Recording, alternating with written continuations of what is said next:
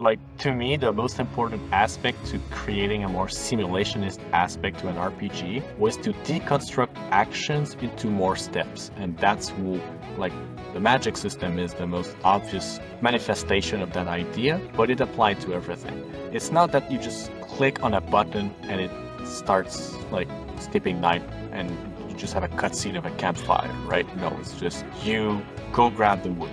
Then you set up your wood together to make a campfire kit. Then you deploy the campfire kit. Then you use your flint and steel to have some fire. Then if you want to cook, you place your cooking pot. And then you deploy your tent. And then you go in the tent. And then you choose how much hour you're spending for gardening, for repairing, and for sleeping. And then you do it. Like, that's how you camp. There are all of those small deconstructed steps.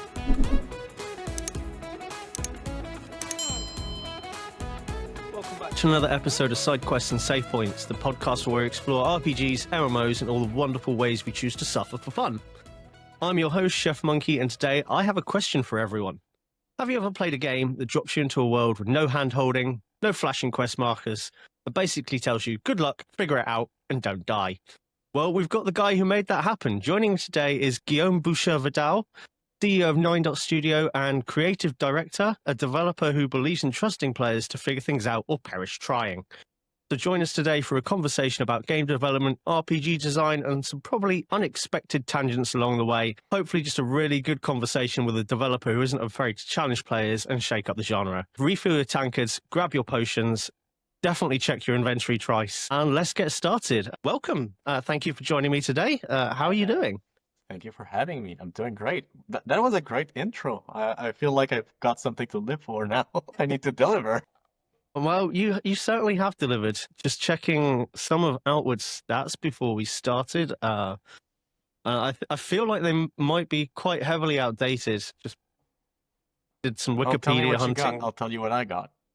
last week, just for some background research. In your podcast episode, you stated that at that time, which bear in mind was quite a while ago, was at 1.5 million lifetime sales.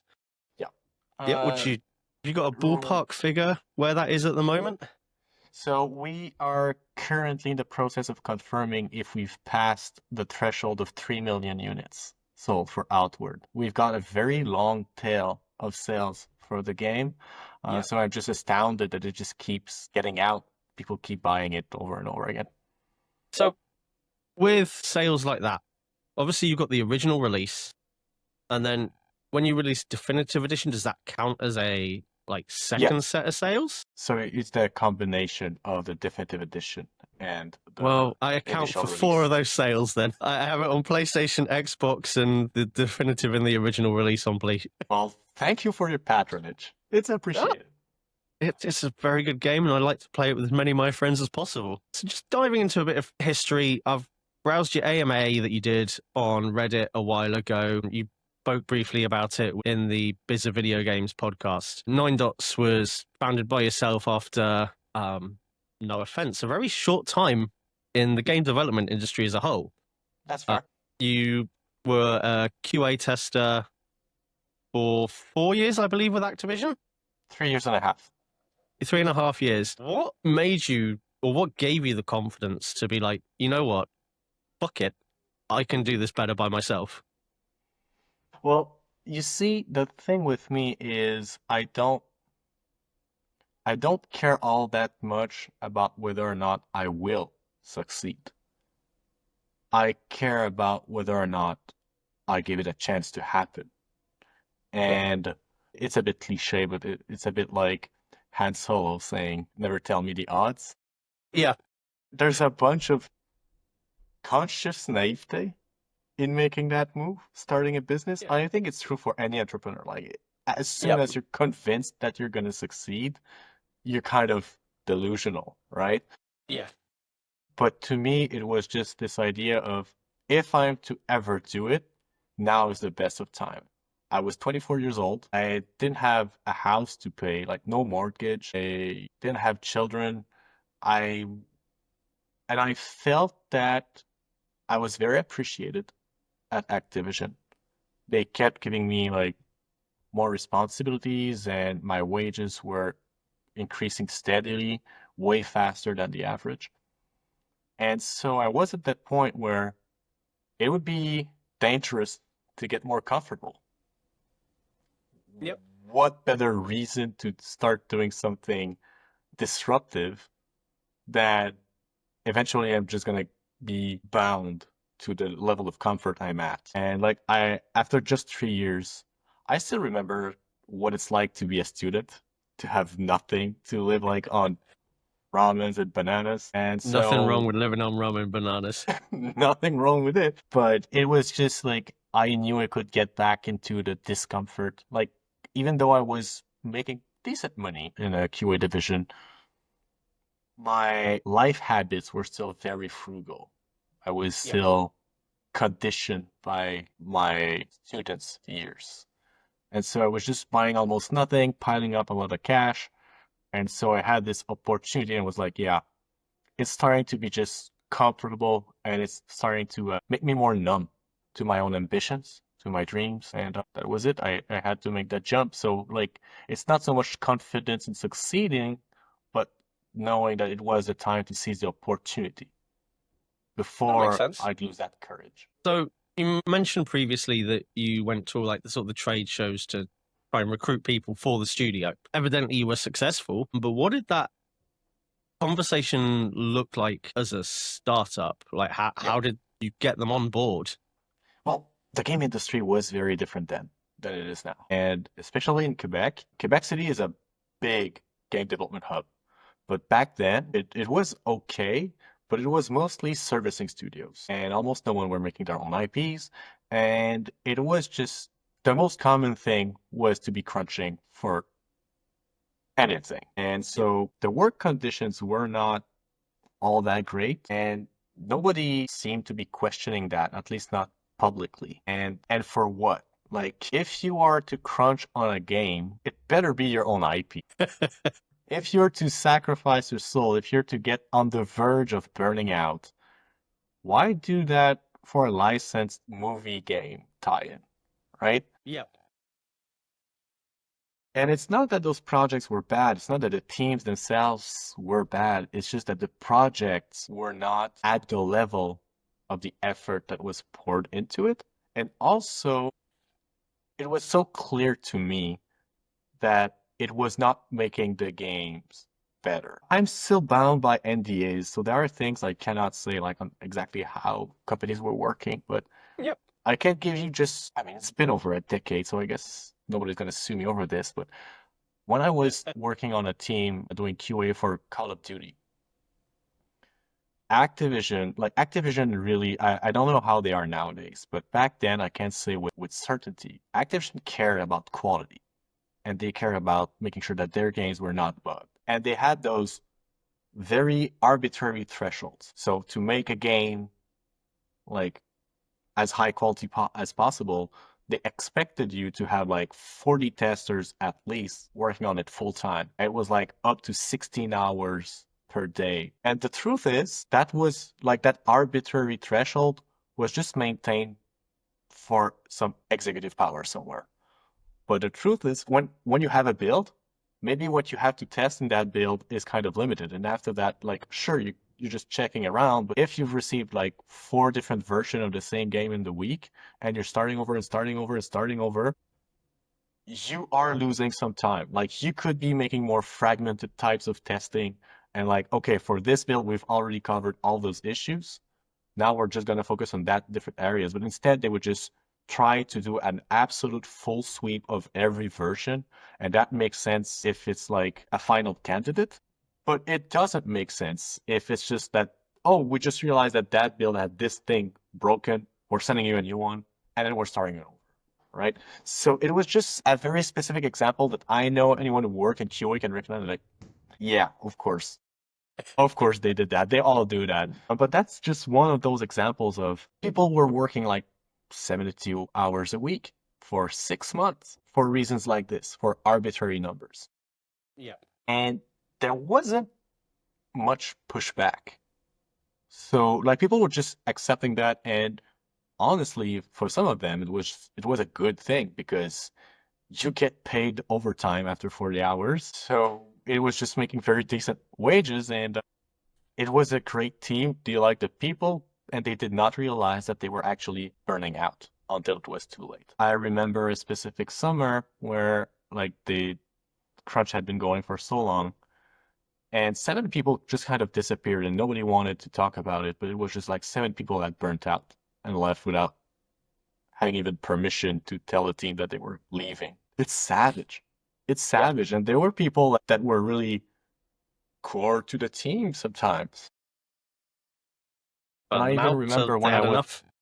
when I was a student in game design, I remember asking one of my teachers, do you believe that to be really impactful in the industry, to have the kind of careers that get noted, that really, like to become one of those legends of game development, are you supposed to really crunch all the time? I'm willing to do it, but do you think it's necessary? And the guy said, yeah, if you really want to become one of those big shots, you just need to put in the hours and show that you're working harder than everyone else, and that's how you get the results that make you renowned. He believed that, but I had this doubt in my mind that the accuracy of your decisions mattered more than the amount of things that you did. And I've been proven right. I'm not saying like that today that I'm not a John Carmack, I'm not a Ionobu Sakaguchi. I'm just me. But the kind of career I have nowadays and the kind of stuff that I'm doing is to the highest degree of my ambitions that I ever had. I didn't think when I started Nine Dots that 4 years later I'd start working on my own open world RPG. That seemed like absolutely inaccessible to me at the time. I got there just by making smart decisions and by protecting my mental health and maximizing my productivity per hour.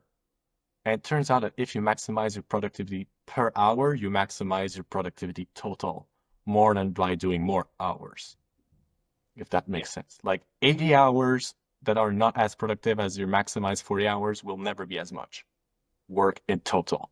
And it's really funny because I did have to crunch a couple of times at Nine Dots, but nobody else ever did. I'm very proud of that. And when I did crunch, it was because of either I was doing a Kickstarter or trying to get some funding at the last minute, and it was just like a race before a finish line that I just needed to get there like as fast as possible for the company to survive. Or I was going to a trade show like PAX. So those are very specific timelines where you have no control over a lot of factors. But aside from that, like even for game releases, I never had to crunch.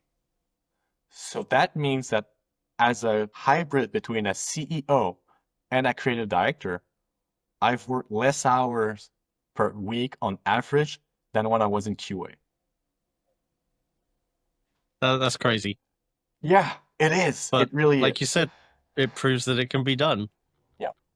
So with Nine Dots, I've always wondered, is there anything behind the name? Where did the name come from? So initially, I wanted to call the company Outside the Box, just for the saying, thinking outside the box. Outside the box, yeah. I wanted, like, I'm not going to be like those other studios, right?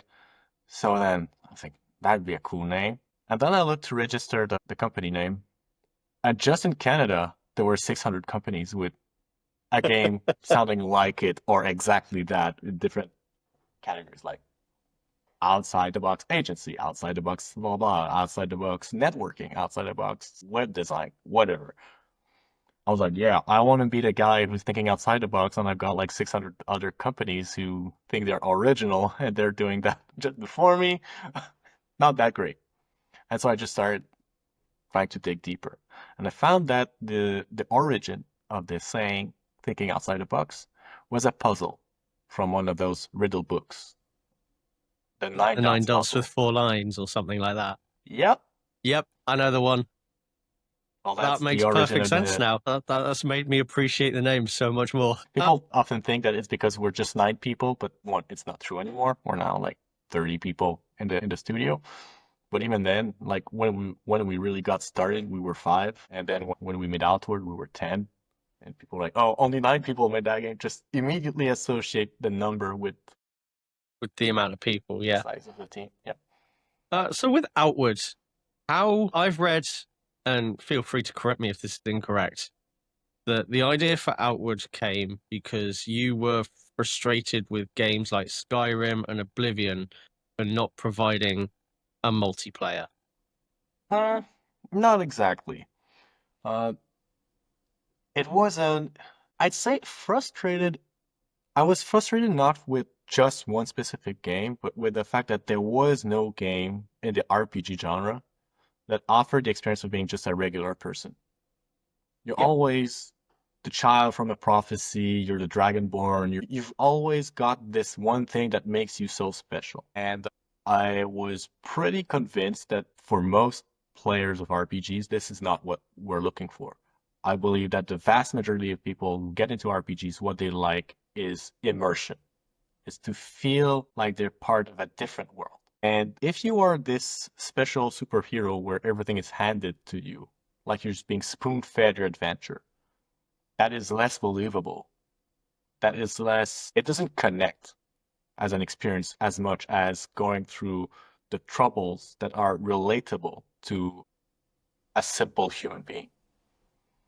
And that was the initial premise. So it's not that like I love Skyrim, I love the Elder Scrolls, I love RPGs in general. Yeah. And I could not blame any one of them for not offering it. I was blaming creators at large for not having this specific aspect being offered. And so I thought, if I were to make an open world RPG, I want it to be like this. And this conversation kind of was getting very lively within the studio. Everyone had something to say on that subject matter. They all agreed that this was something that was lacking to the experience. And we were still working on the last update for God Factory, which was a commercial flop. And that conversation just kept everyone like in a very positive mood, just to think of that dream of what we'd be doing if it was us. And so I asked the question to our lead programmer, what would it take? I know you're gonna hate me for even asking the question. What would it take for a team like us to make a game like this? What kind of compromise or whatever? And he just went silent, like he just started thinking. And conversation went on, went on. And like maybe 5 minutes later, he just said, we could do it.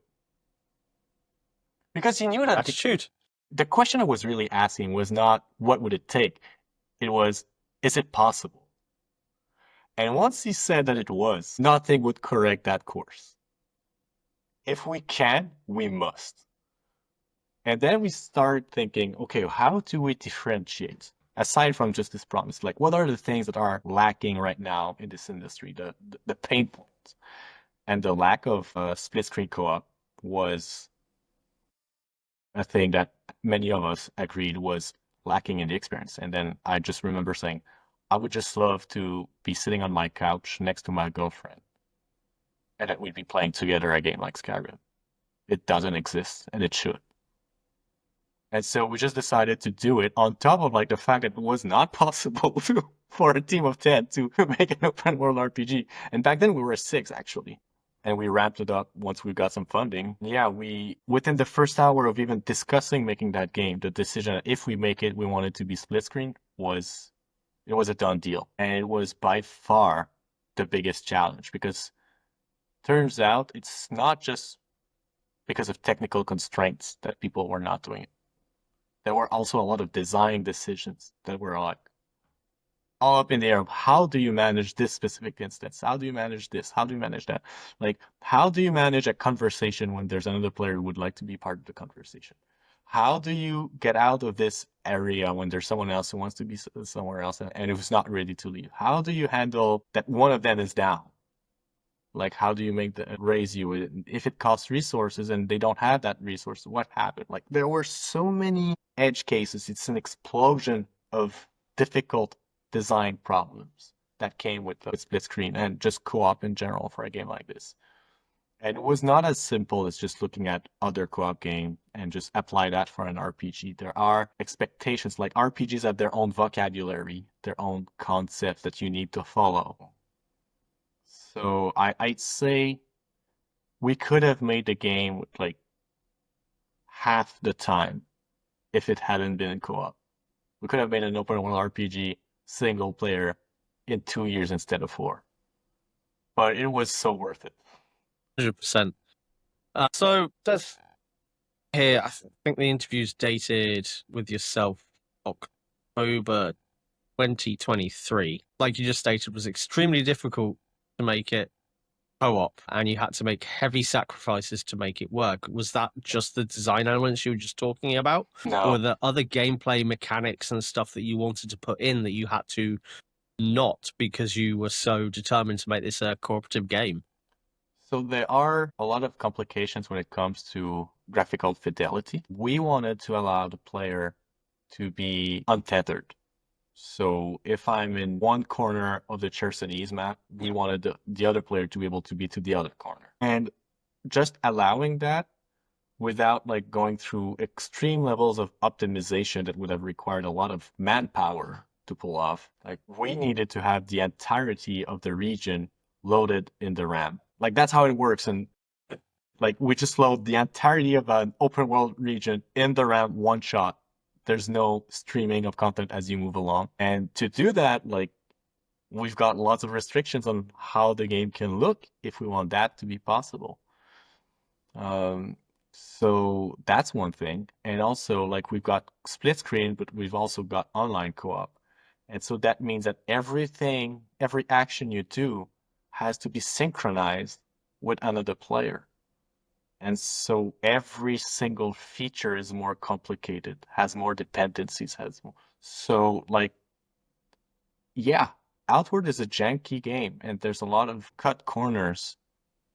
But I'd rather have something that is rough around the edges, but that can do those things that no other game is willing to try, than to be an overly polished game that would still be compared with those other titles made by teams of 100 people working for 8 years.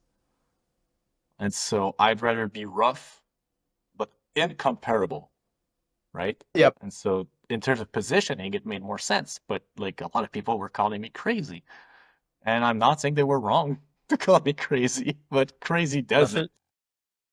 Yeah. So I was playing online with one of my friends who lives in Texas, and I'd say unfortunate, but in this case, it was fortunate enough to come across a bug with Outward. I'm not sure if this bug still exists, but we just loaded in, fresh game, and behind the caravan trader in the starting area, there's the tree that you get the hatchet from, you can log. And my friend needed some wood, so I grabbed the hatchet, logged the tree, dropped the wood.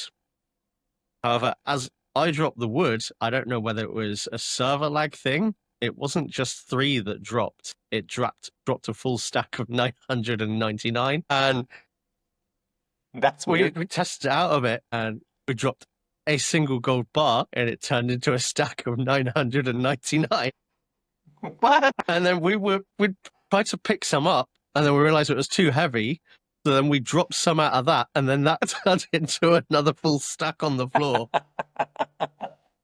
So we gave up in the end. We grabbed what we could. I gave ourselves a decent start, but littered around the city is just stacks and stacks of gold bars. I've never heard of this bug. I know a lot of people who were like swearing at the grind of the Caldera in the Three Brothers, like making their own town.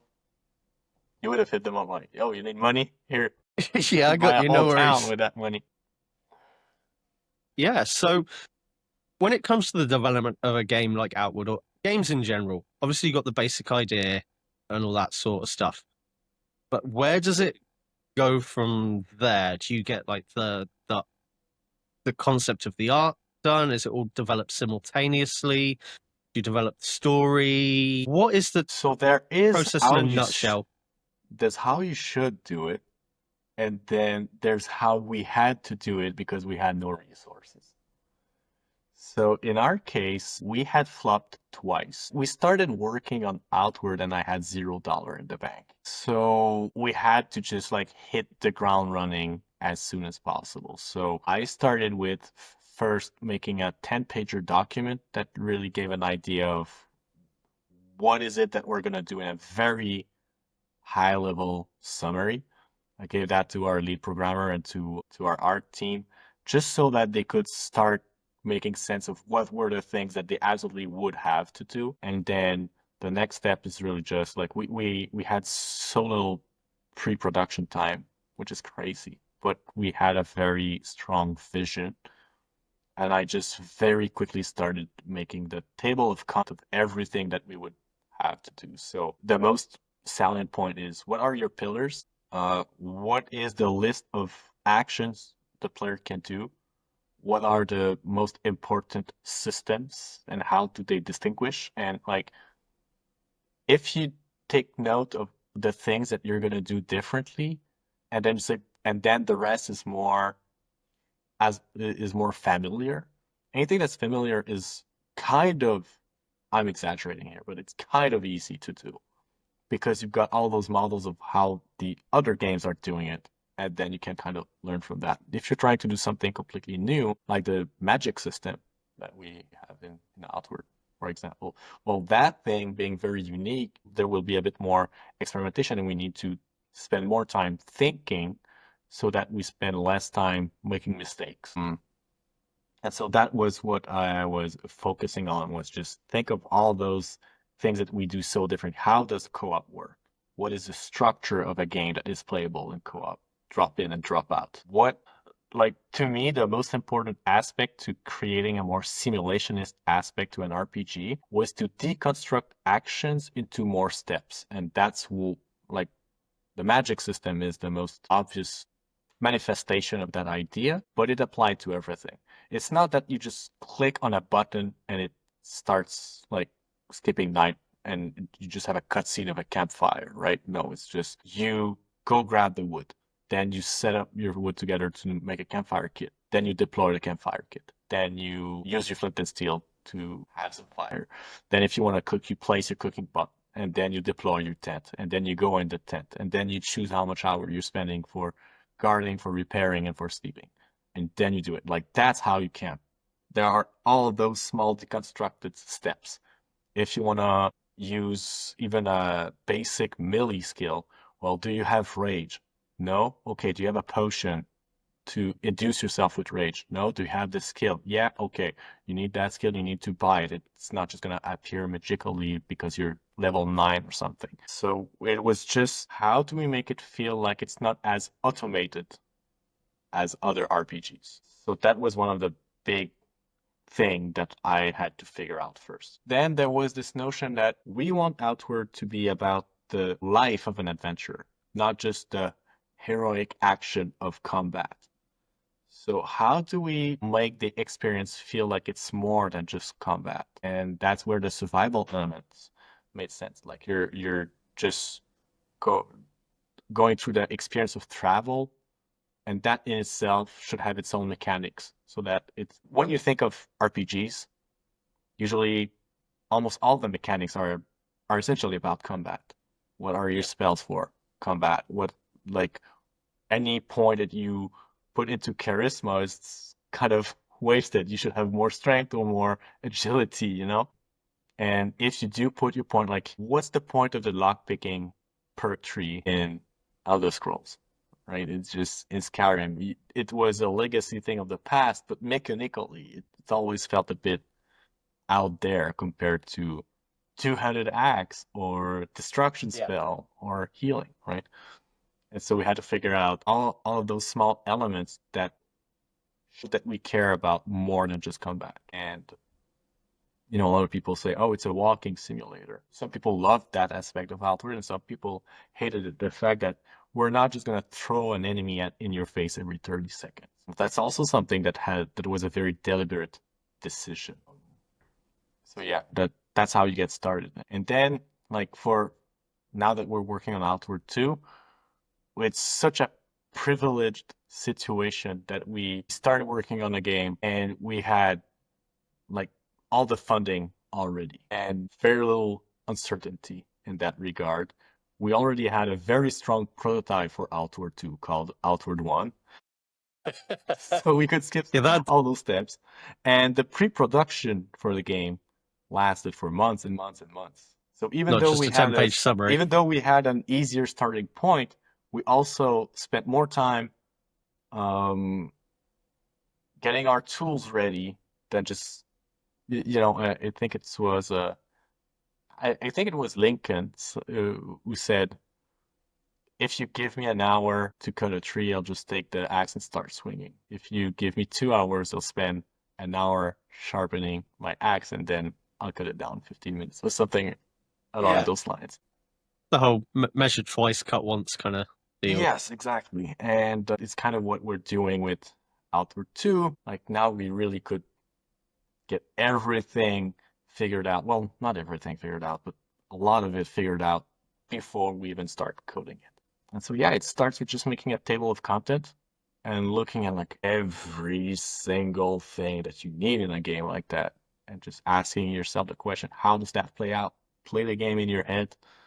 Does it make sense in your head? If it doesn't make sense there, why would it make sense as lines of code? It wouldn't. And I feel like a lot of developers seems to be skipping that step. Like they just think of it as we will validate once we can play it.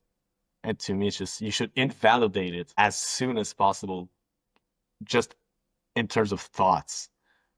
And if your thoughts cannot kill the concept, only then do you start putting it in code. So you said previously that your target market for Outward was what you classified as a sophisticated gamer. Yeah. Is that a term you heard somewhere else? Is that something you sort of came up with yourself? It's something that I came up with when I founded Nine Dots. It was just like that always was the audience for any of our games. So is that what developed the mentality behind the game of the lack of hand holding, that here you are, get on with it? Yeah. So when I think of the sophisticated gamer, it sounds very snobbish, right? But the point is more like anyone who's well versed into something will have very specific preference and will have some sensibilities that develop over time. If we are trying to target everyone, that's when hand holding becomes necessary because you need to bring everyone to the same point before they can kind of go on their own. If we take for granted that the people who play our games have played games for 20 years, Guilty. then you come to a point where telling them how to do it insults their It's intelligence. almost insulting, yeah. Yeah. And so I was thinking everyone is already trying to cater to the smallest common denominator. Who is catering to us, to the very experienced gamers who already appreciate all those things and we want to get in the nick of it, but also who lived through the time when games were only explained in a paper booklet that came in the box with the game, right? And not even in the game itself. And there was just something so magical to this idea that you went to the game store and on your way back home, you would just like hastily get the booklet and start reading everything so that you could jump into the game and right away you would know how to play it, right? So the point was to do that. And it's funny because not a lot, but there are reviews that are negative about Outward that said the game doesn't even have a tutorial. It's right there. It's in the main menu. Yep. They just expected that if they click on new game right away, the game should just like give them everything. But you did not even take the time to read the options in your main menu, and you blame 100%. us for not having a tutorial. So I What's loaded up in with the that, game. my man? I loaded in the game for the first time, and after about 10 minutes, I backed out, played the tutorial, and then went back into it. So I got a question with regards to how the money works. So you said that you got rephrase that. Outward was made on a budget of roughly $2 million. Yep. How is that money spent? What makes it a $2 million game? Is it like does that count for overheads and wages? Does it go towards the systems? Like how does that work? I'd say it's maybe 95% going in just salaries, and the rest is just software and office rent.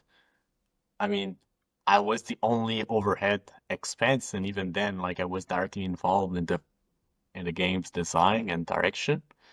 So yeah, there wasn't much that was going to overhead budget either. So we had like three 3D artists, two programmers, me and another game designer.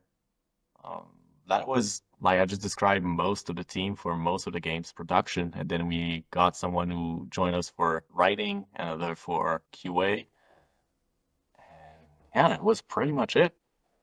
So was the only thing you outsourced, was that the soundtrack?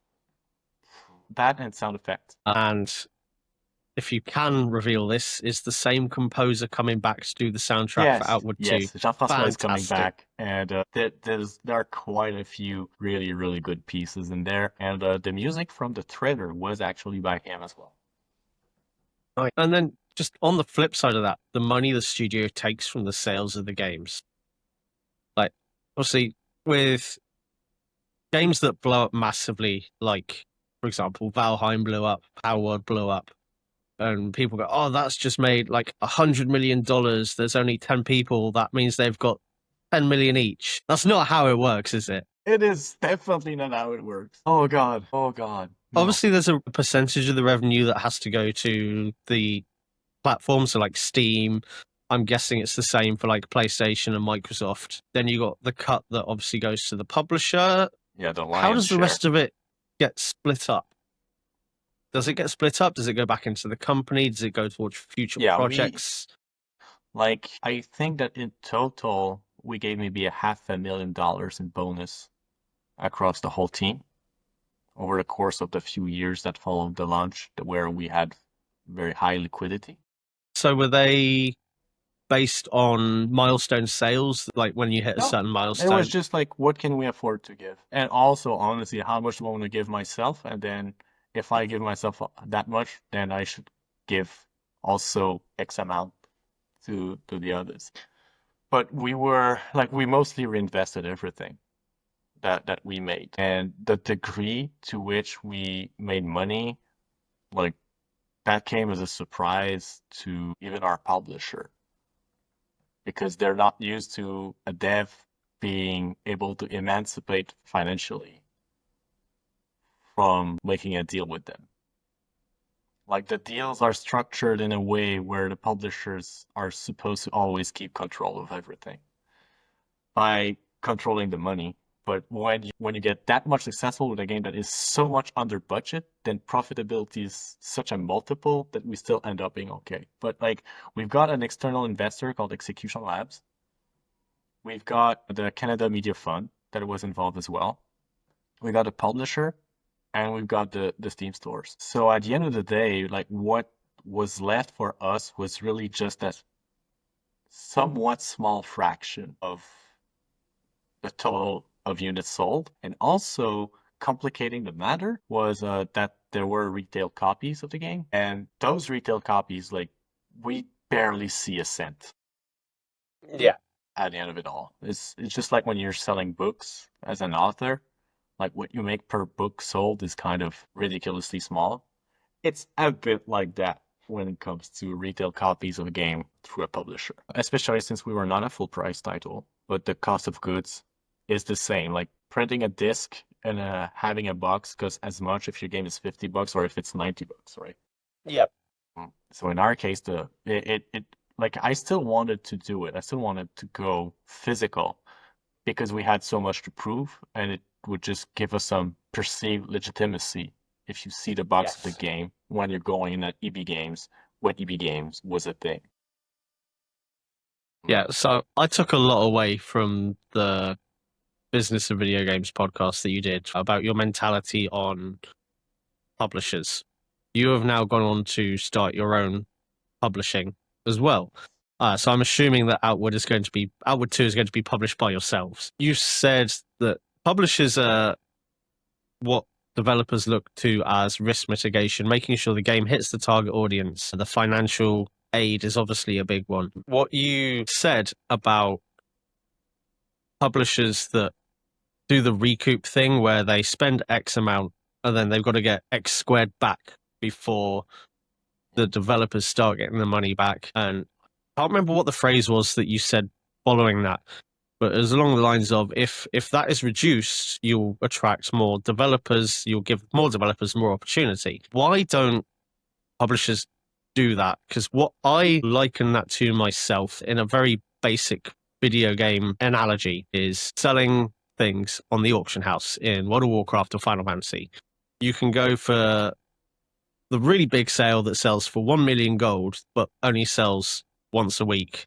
Or you can sell something that sells for 1,000 gold 1 million times a week. Like, so why don't publishers have that mentality?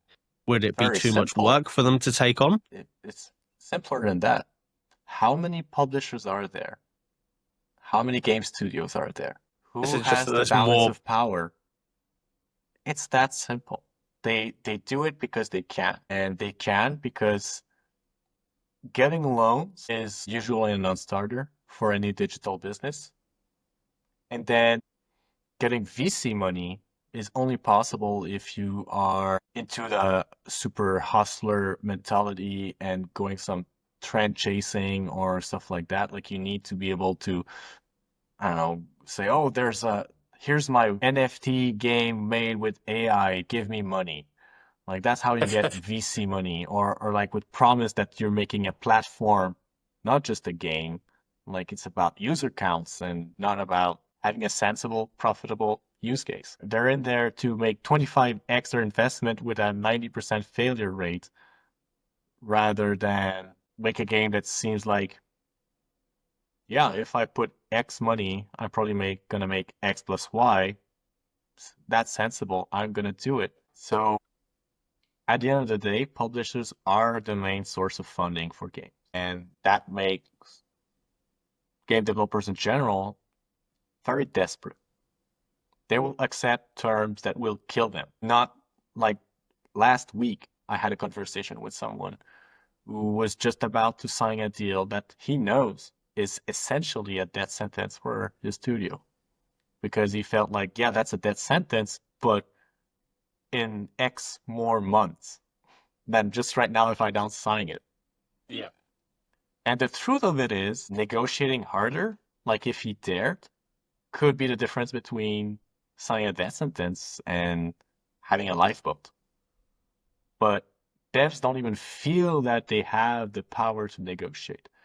Luckily for me, I'm super arrogant. And when I negotiate with publishers, my thinking is, well, they've got like 600 pitches last month, and they're still talking to me 6 months later saying that they want to sign me.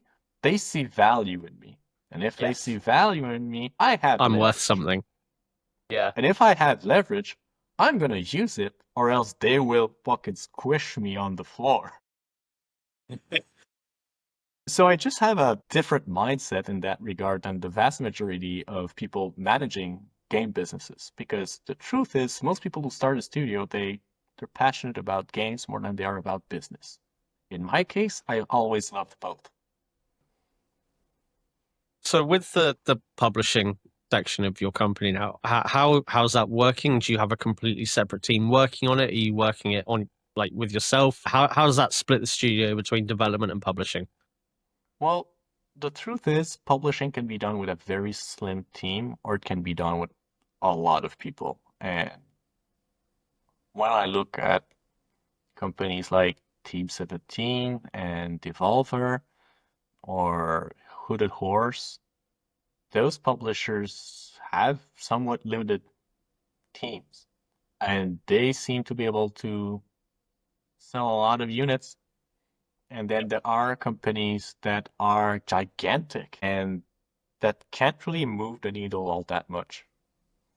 So I think that understanding the market and understanding the medium and understanding what is currently happening rather than what has historically worked, like that is worth so much more than raw manpower. And a lot of companies have just grown for the sake of growing, and they've got like a lot of people who are just getting the paycheck, and they're not incentivized to be successful.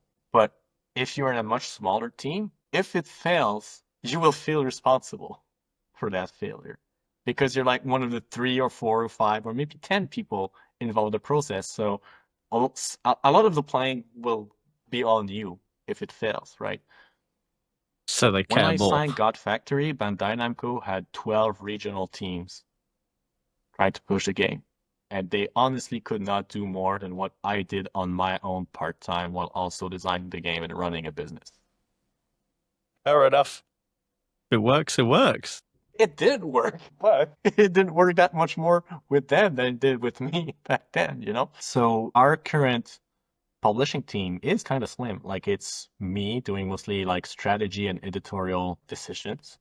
Then we've got Mathieu, who joined the team like 7 months ago, I think, who's our marketing specialist. Like he just takes care of most of the like data analysis, trying to find out the right entry points, making connections with the first parties and all that, and trying to seize opportunities for those live events. Should we go on the PC gaming show going on during Gamescom? Should we try to do something during not E3? Should we try to get a spot at the Game Awards show? All of those questions just answered by one person. Then we've got someone doing assets and community management, aside from me, because I do most of the community management that is not from our moderators, who are volunteers.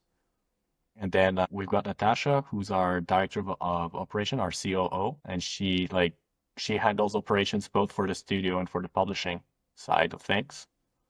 And then we've got our team of dev support, which do QA, but they do also other things to help. Like we use them internally, but we're going to lend them as well to help the studios that we sign. And then we've got an external producer. So someone who's just like keeping touch with the team of the games that we're publishing, making sure that they've got everything they need, that they are on time, and if not, to find solutions and to inform us of their situation and make sure that everything is fine. Honestly, that's it.